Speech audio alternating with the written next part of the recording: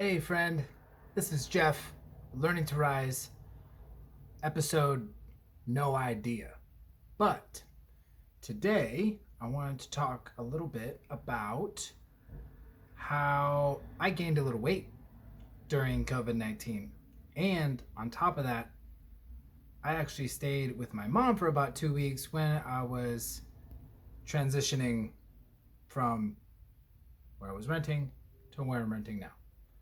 So, I gained even more weight there, and it was obvious. So I thought, what better way than to take a couple minutes, talk about intermittent fasting, a couple little tips, and how I've been able to cut back down to a more ideal weight for myself. So I think there's a lot of stress obviously going on. I was definitely stressed out about a lot of changes in life, and fear and just scared. And I think that's normal. They weren't crazy changes, but I did move during COVID 19, and that was kind of rough. So, given that, I like to eat. I like to eat a lot.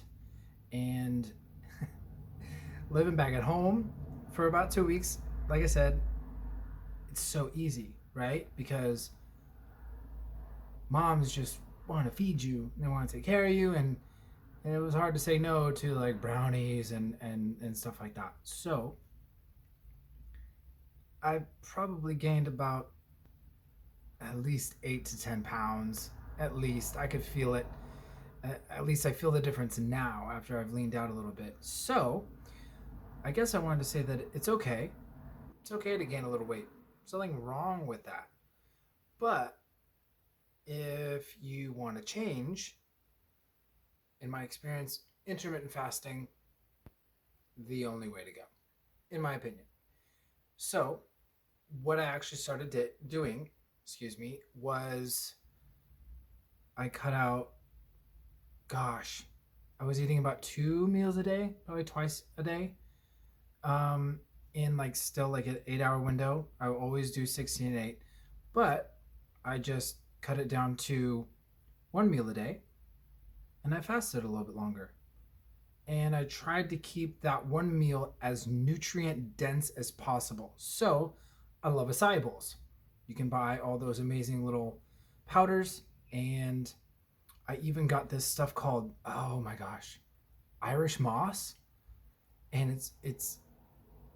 it has like 97 minerals out of 101, 100 and something that the human body needs every single day. So, got a little bit of that, got a bunch of other powders, and superfoods type stuff, and I make a very, very nutrient dense acai bowl. It's not really that sweet. It tastes a little bit more earthy, but so good and very, very nutritious. So, ate that once a day. I put almonds, granola. I put only, oh my gosh, I think it was 4 tablespoons of peanut butter or two. I'm not sure because I love peanut butter, but saying no to peanut butter wasn't really in my thought process. So I figured I'd just cut the intake in half. So basically, what I'm saying is I ate a much more compact, smaller window, right? I ate once a day. Um, and I tried to make sure that it was packed full with nutrients because I don't want to like deplete myself completely. I'm just trying to cut a little bit. I don't want to like walk around like a zombie, but it worked.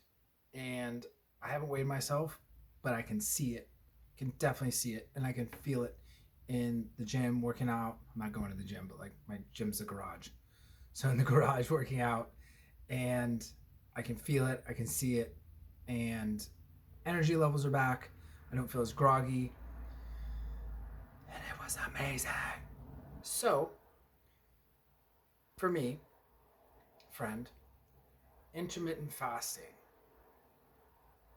huge, huge tool to be able to just shed that unwanted weight. And I understand that I've also been doing this for a while. So, doing like a 22, some days it was like a 26-hour fast, it it's okay.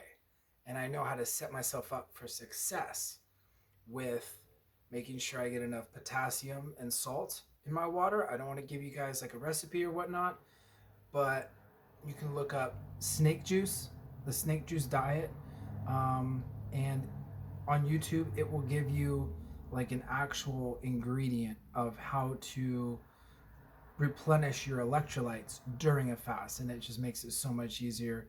I don't get lightheaded anymore or anything like that. And I know some of you are like, oh my god, I got lightheaded, but nevertheless, replenish those electrolytes. Otherwise, you're just peeing it all out.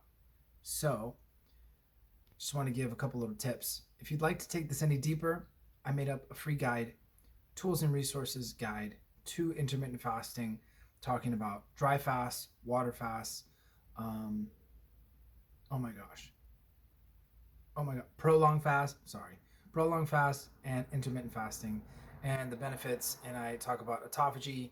I got Dr. Mindy Pelz in there. I got Thomas DeLauer in there.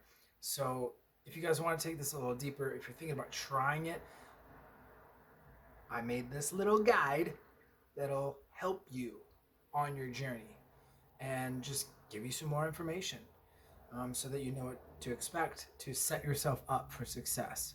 So, with that being said, I love you all. Have a beautiful day, and why not make it a fast day? Bye.